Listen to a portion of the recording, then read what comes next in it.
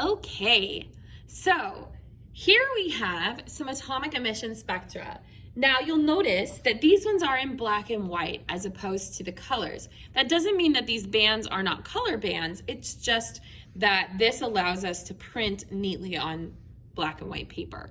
So you will often see atomic emission spectra reduced down to just the black and white, because really the position of the line is what tells us the wavelength and what tells us the color. Okay, red is always going to be between 650 and 700 nanometers. And so we know the color of light based on its position more than on anything else. So what I want to go over with you guys is kind of how to read these atomic emission spectra so that you can identify an unknown element. So what we have here is 4 knowns: gas A, gas B, gas C, and gas D. And then we have an unknown mixture. And what we want to do is figure out what this unknown mixture is made of. And we know it's one or more of these 4 gases. So the first thing we're going to do is we're going to look, and we'll notice that this band here, the only other gas that has that is this gas A. Okay, so it's pretty certain that this unknown contains gas A. All right, so now let's get rid of all the other gas A lines since we know this is gas A. So here's a line, here's a line, here's a line, here's a line. So we're just matching up the lines that match in terms of where they are on the band, okay? So those 4 lines are from gas A. So that leaves us with these 3 remaining lines.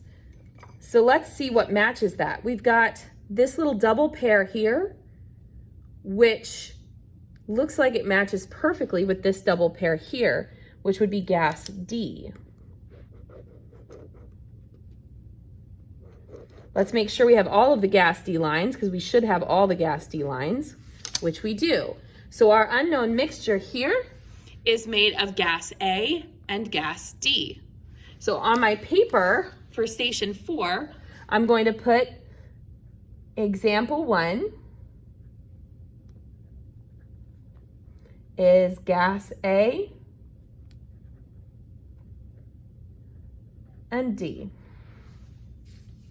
All right, let's do one more together, and then you are going to complete the rest of them on your own. All right, so let's look at this one here. So this time our unknown sample is at the top, and then we have element A, element B, element C, and element D.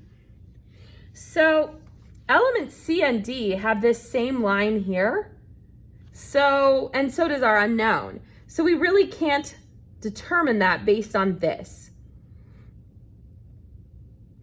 But we do have this line matches here and here, but it's the only one that has both of these. All right, so let's see if that matches up. It looks like element C might be a good shot here. So let's look at element C. It matches here,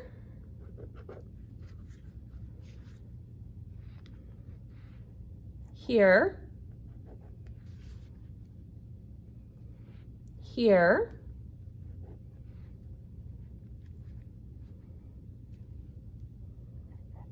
and here. Ooh, that's tricky, Ricky.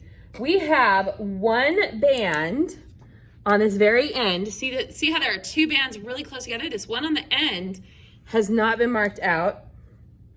And there's only one other element that has a band over there, and that's element B. So let's see if element B matches up. So this band matches, and this band matches.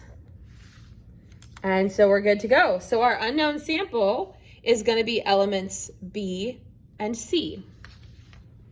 So example 2